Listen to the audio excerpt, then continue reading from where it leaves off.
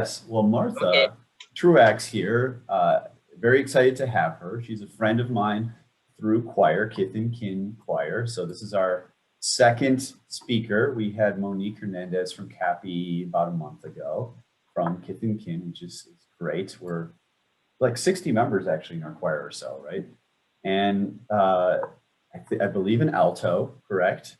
But also works with I'm gonna look up the official one so I get the official. So Martha Truax has been part of advanced team at Augsburg University since 2007, serving in a variety of roles to raise support from alumni, parents, and friends of the university. In her current role, she leads fundraising and engagement efforts for the StepUP Collegiate Recovery Program, including the annual StepUP Gala.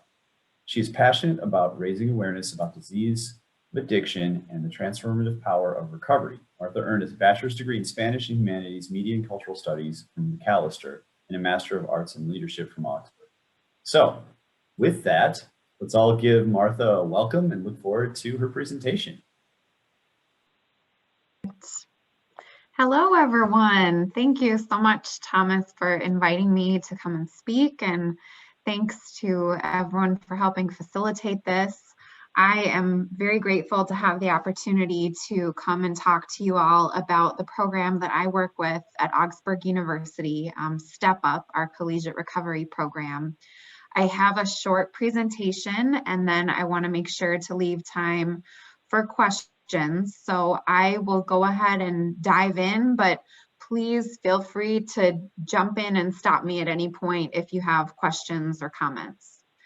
So I am going to share my screen with all of you, and I've put together a little presentation for everybody. Can you all hear me okay and see my presentation? Okay, excellent. All right, well, again, thank you for this opportunity to talk to you about StepUP. For those of you who may not be familiar, StepUP is a collegiate recovery program. And what that means is that we are an ancillary service within the university that provides support to students who are in recovery from addiction. Often what we found is that students want to pursue a college degree or start going to college and have need some support so that they can have sober college experience. StepUP was started in 1997, and we were one of the first such programs in the country. And believe it or not, even though we're housed within a small school like Augsburg, we are one of the largest programs in the country. StepUP has both a clinical and residential component to the program, and I'll get into what those mean in just a little bit. But basically, students who are in StepUP attend Augsburg, but they live together in a residence hall, and they meet weekly with licensed alcohol and drug counselors. They're completely mainstreamed into attending the university along with every other student, but they just have these supports in place. And just to back up and give a little bit of explanation about Augsburg, if you're not familiar, we are a small private liberal arts university, about 3,300 students spread across day undergraduate, adult undergraduate, and graduate programs. We're located in the Cedar Riverside neighborhood in Minneapolis. So we are in the heart of the city, and that's something that our students really love. One thing that Augsburg is known for is supporting students for whom a college education might not be a given. We have a lot of students who are first-generation college students, the first in their families to go to school.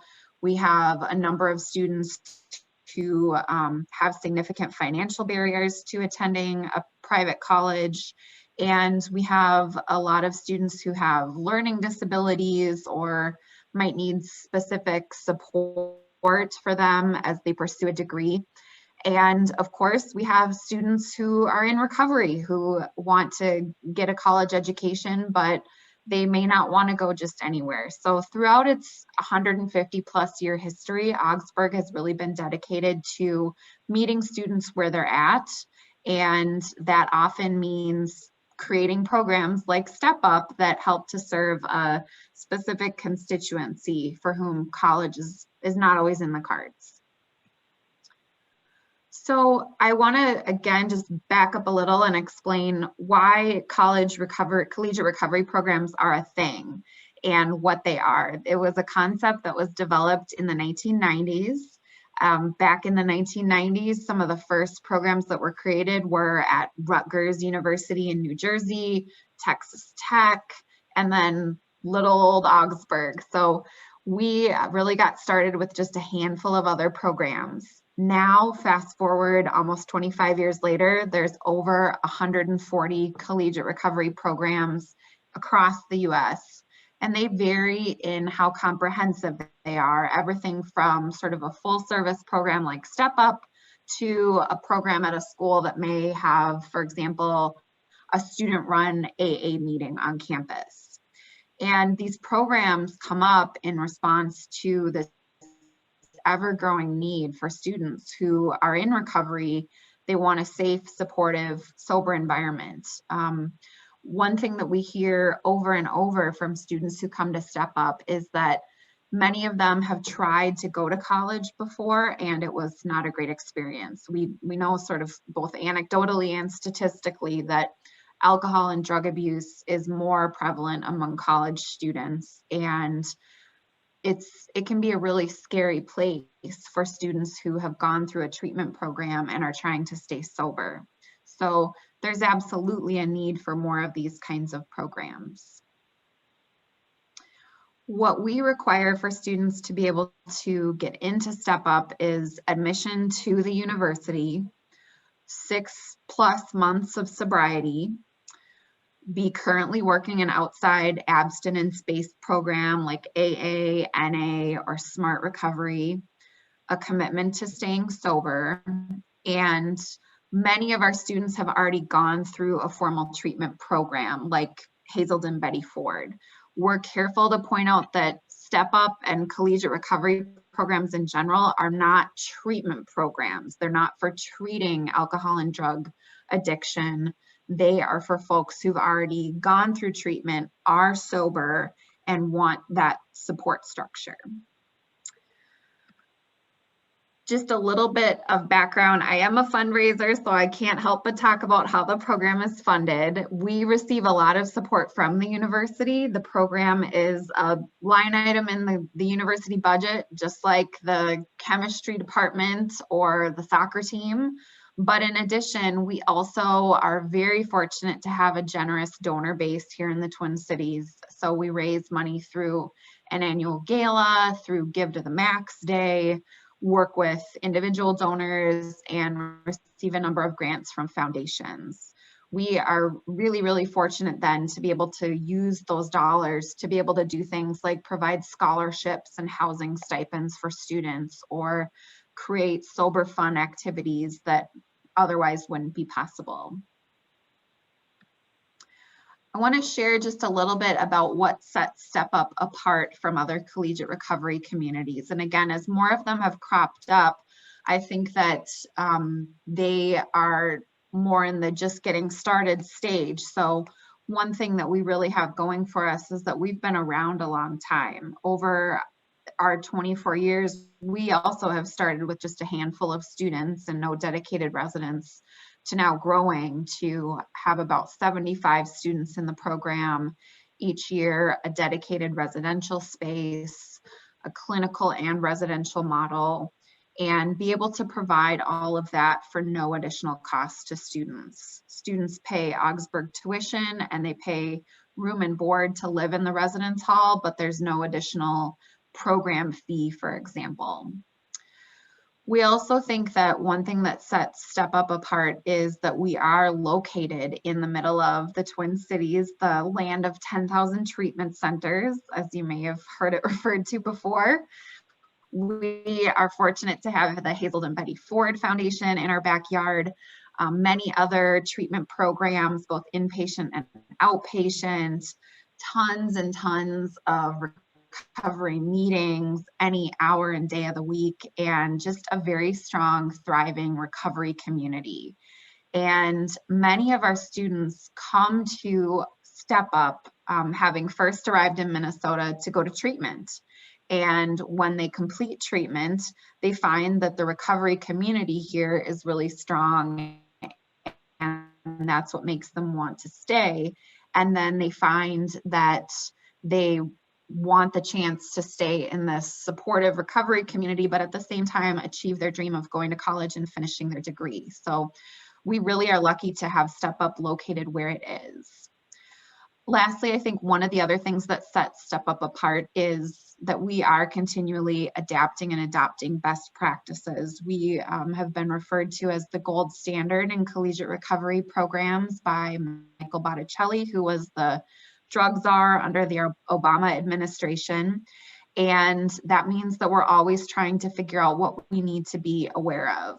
One thing, for example, that we are working on right now as a community is trying to adopt a Narcan use policy across campus. For those of you who are not familiar, Narcan, which is the brand name for the drug naloxone, is an opioid inhibitor that can be used to reverse a potential overdose from opioids like heroin or fentanyl or OxyContin. And we are seeing more and more across the country that as these overdoses take place, Narcan can be a literal lifesaver. And many places, many public sort of social services organizations have started providing Narcan. College campuses are starting to provide it, the same places that you would see like an automatic external defibrillator, for example. So we're always trying to keep up on the best practices in the recovery world. But the biggest thing that I think sets StepUP apart is that we are, to my knowledge, the only program in the country that combines both a clinical and a residential model. And I'll talk a little bit about what those mean. So the clinical part of StepUP means that we have licensed alcohol and drug counselors who work on staff and meet with every single StepUP student. They meet weekly. They talk through not only what's going on in their recovery, but also work with students to talk about academic stuff, relationships, family, life after college, transitions, and that weekly touch base is hugely important for them and being able to help stay on track. We also take a commitment to abstinence-based recovery very seriously. Our students participate in random drug screenings throughout the year through urinalysis. And if students don't pass those drug tests, they are asked to leave the residence, because while we understand that relapse is a part of recovery, we also have a core commitment to be able to keep that residence a safe space for everyone and not threaten the recovery of anyone else. In addition, our clinical model comprises working with a lot of different partners around the Twin Cities to know that for many of our students, although they are working a recovery program, they may also be challenged with mental health issues, eating disorders, post-traumatic stress disorder, lots of other things.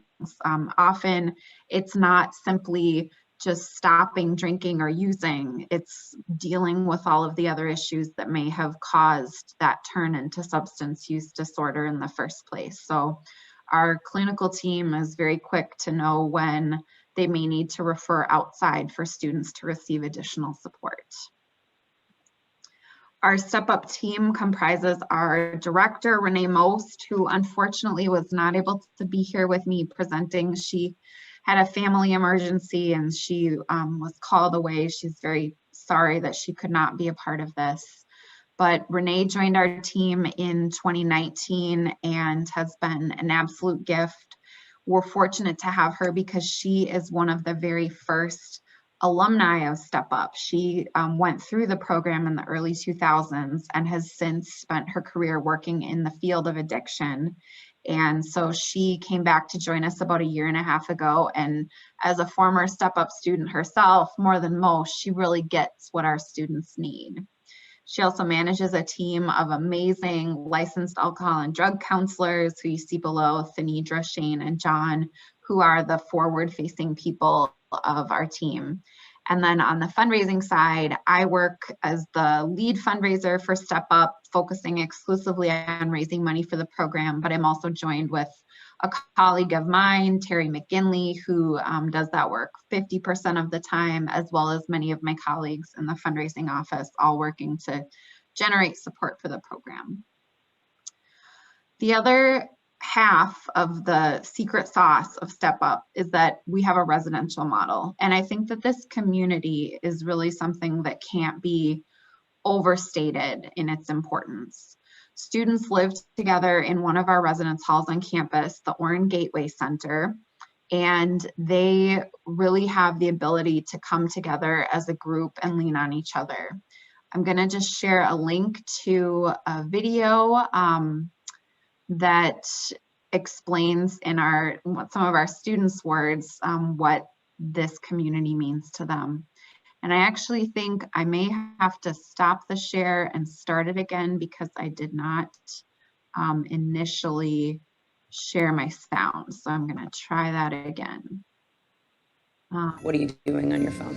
I'm sorry, I left a gentleman alone in my everyone. apartment, so I'm tracking him to make sure he leaves. And the thing that I really valued a lot about StepUP was the recovery that was happening when we were in the dorm building. When I was struggling, I had, I could knock on somebody's door and there's somebody there who gets it. You know what I mean? It's like it was a really good experience for me. I hope were folks able to see and hear that? Yeah. Okay, great. In addition to living in our sober community, which is so important because, when it's 11 o'clock at night and you're struggling, the counselors aren't there, our director isn't there. It's amazing to be able to knock on someone's door and be able to connect with dozens and dozens of other people who just get it. Another huge part of the success of StepUP is that our students come together and they have sober fun together. And I can say that is one of the most important things that our students are looking for when they think about going back to college. They, their parents might be worried about, well, what is the academic experience going to be like? But for the students, they wonder, am I going to be able to have that college experience? Am I going to be able to have fun? So again, I want to just share a little bit about how that works within StepUP. What we do to have fun. There's a lot of different events that StepUP puts on. I mean, people go canoeing, people go to Valley Scare, all sorts of stuff. And I think for me and my roommates, what we do to have fun is we have game nights, or we'll get big groups of people together and in the summer go to a pool or go on a walk or all sorts of stuff. Again, I can't stress enough how important that community is for our StepUP students. They form such tight-knit bonds that continue long after they have graduated. They're in each other's weddings, they hang out with each other's kids, and it starts with that sense of bonding. I want to just share a few photos of some examples of things that the StepUP students do together, taking boundary waters, camping trips, activities throughout the year like ceramics night, going to an escape room, summer barbecue and lawn games, going kayaking up at Taylor's Falls, playing paintball, recovery-based yoga each week this fall, going bowling at memory lanes, snow tubing. It's really important for us to work to provide these activities for them to know that they can have sober fun in college and being able to be part of that community. That being said, this program is not without its challenges. Of course, like everyone else, we have been definitely challenged by the COVID-19 pandemic, and that's been a struggle for our students, I would say, as they've had to learn remotely and be more isolated. Another challenge we face is that as there are more collegiate recovery programs that crop up across the US, we do lose market share. It is harder and harder to convince somebody who lives in Florida, say, to come up to a place like Minnesota when they might have a collegiate recovery program now in their own backyard. In addition, we sometimes are challenged, of course, supporting students emotionally and financially, especially this year, as we've seen job loss and students struggling more with mental health. And lastly, I would say one of our biggest challenges is simply awareness. I can't tell you how many people I've talked to who have lived here in the Twin Cities their whole lives, or even some of our alumni at Augsburg who don't know that this program exists. So we are always looking for new ways to spread the word, and that's part of why I'm so grateful to come and share a little bit about this program with you today. I'll just wrap up by sharing a little bit about our outcomes. After all, how do you know if this program is working? And we are really thrilled to share that one of the things we're proudest of is that we have an incredibly high abstinence rate from use. For example, this semester, we had 71 students in the program, only 2 relapsed. That's an abstinence rate of 97%.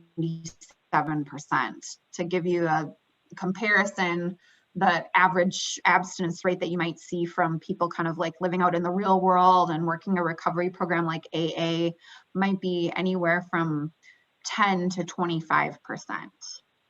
We also see really strong academic success and retention.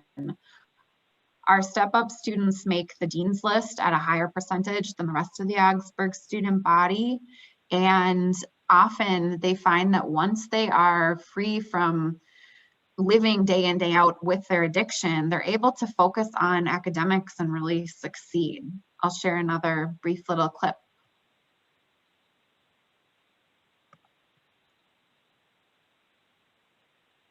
Sorry about the delay here.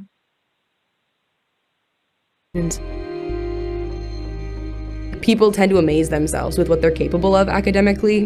I know for myself, it was bare minimum. I had to do enough just like get through, but I wasn't in the classroom to learn, I was there to pass. And I think that's a huge switch for people, because when you're present in those classrooms, it completely changes your perspective. That's really cool to see among the people in StepUP.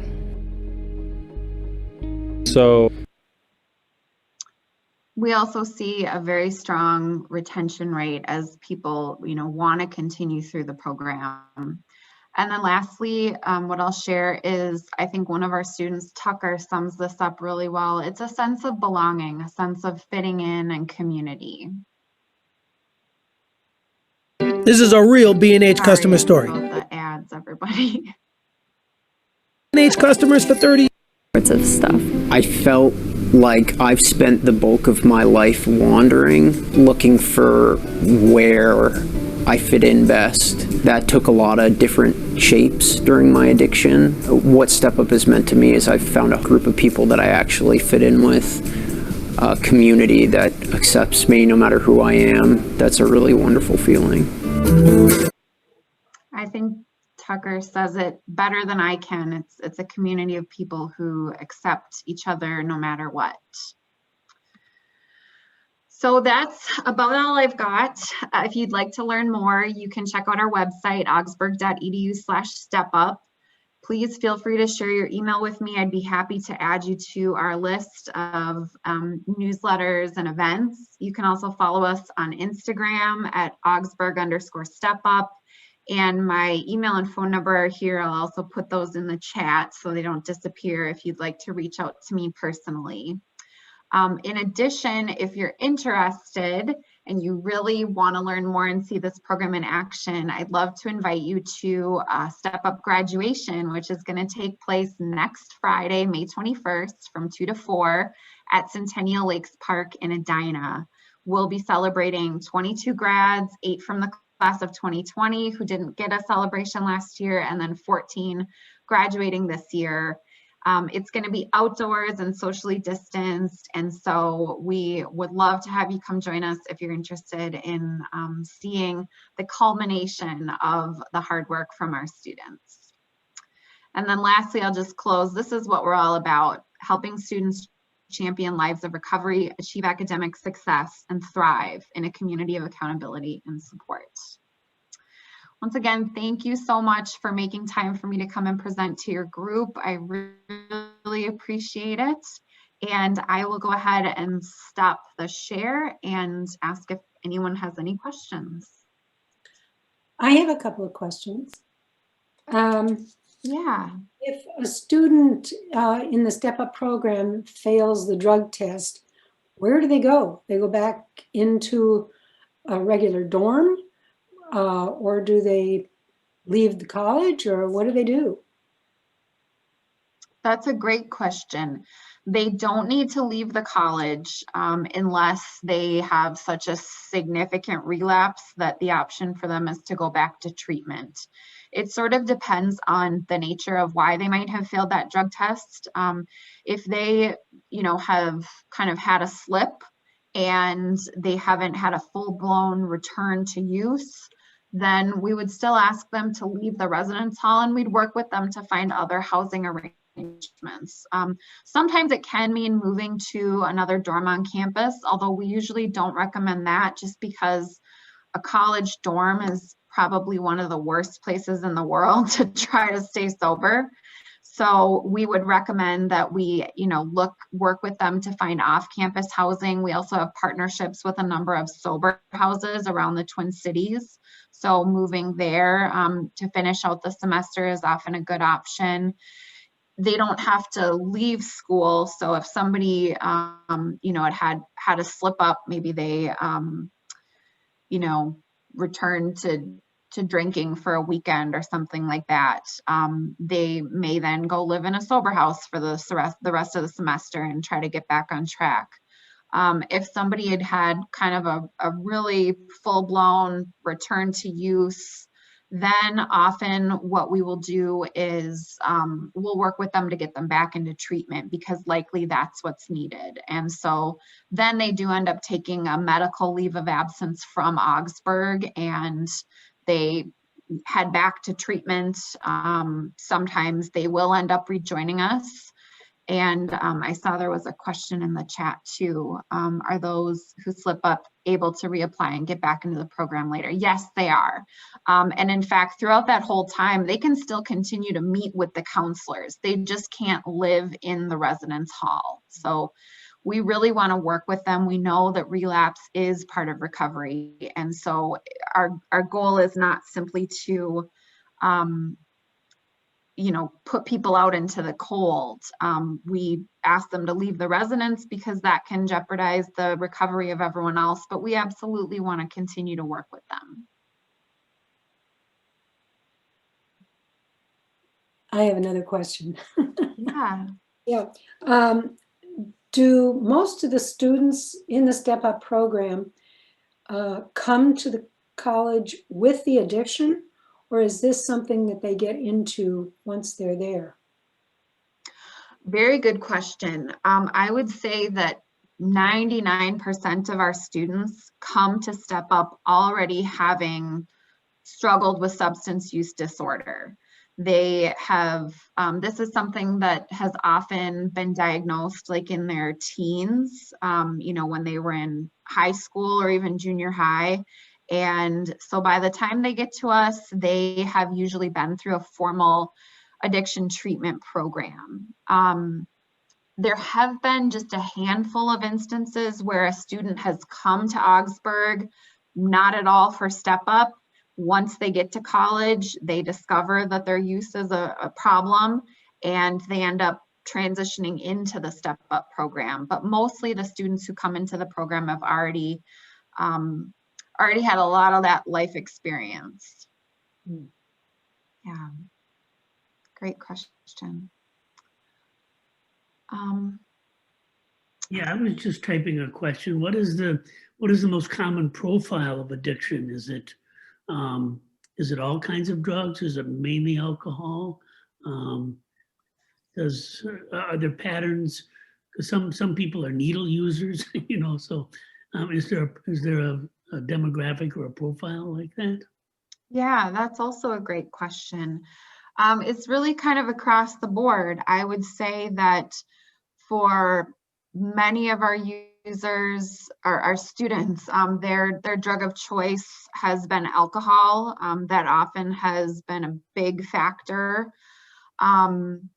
It's kind of split across opioid abuse, which could then lead to intravenous use, as you mentioned, people who are using needles, across various different kinds of benzodiazepams or drugs like meth, cocaine. It's kind of spread out. Alcohol is usually pretty prevalent if it's not their primary drug of choice, usually a secondary drug of choice. And we have seen an increase in the number of folks for whom opioids were a drug of choice, given the rise in opioid use, as you maybe have seen. Martha, do you have a program, say someone graduates, they've been with your organization and that, and then do you have like a referral network that you send them to help support them as, you know, they get into the career and the rest of life? Yeah, I'm glad you asked that. Yes, that's a huge issue for our students as they're getting ready to graduate and kind of go out into the work world or grad school. We have a career and internship center here at Augsburg, and we've developed specialized programming just for StepUP students. Often our alumni are great mentors to our current students who are wondering, you know, do I disclose that I'm in recovery to a potential employer? How do I talk about a felony that's going to come up from my time when I was using that, is going to come up on a background check, or, even just wondering how to talk about why they came to Minnesota. You think of some of those seemingly innocuous interview questions like, I see here that you are from Kansas. What brought you up to Minnesota? And if you don't want to say, well, I came here to go to treatment, how do you talk through that? So our alumni mentorship network has been really great for that. I also see a great question from Chris Sander. Does StepUP have programs and planning in place to help balance racial issues? I noticed many more white folks than people of color in the photos. That's such a great question and a great point. That's something that we absolutely have been challenged with in the past. Historically, we've only had about 6 to 8% of the student body of StepUP identify as people of color.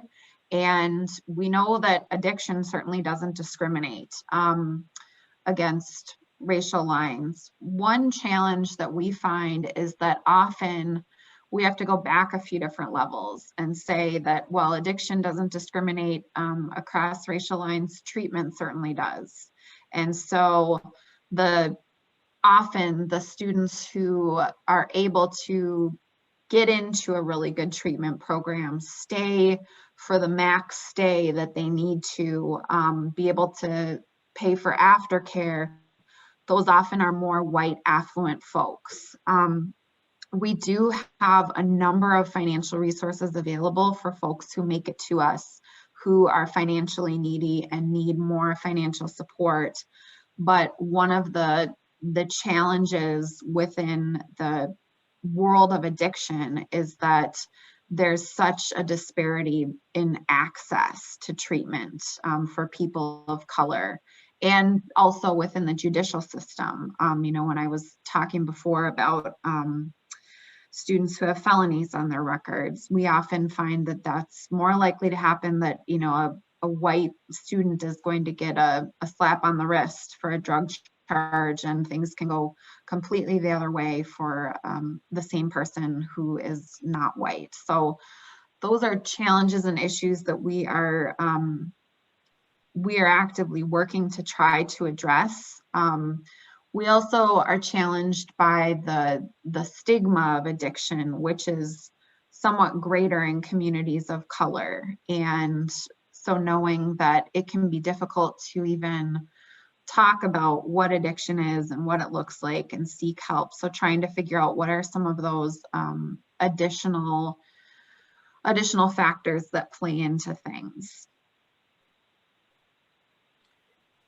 Well, anyone else have any questions?